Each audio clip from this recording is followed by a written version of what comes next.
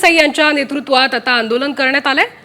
भारतनगर मधलं अनधिकृत बांधकाम एसआरए पाडणारे आणि या कारवाईला आता ठाकरे गटाने कडाडून विरोध केलाय।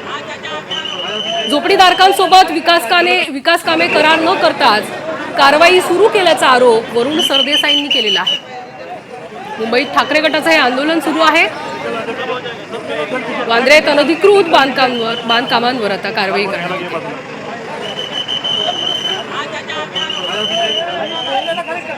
आणि आता या कारवाई विरोधात ठाकरे गट रस्त्यावर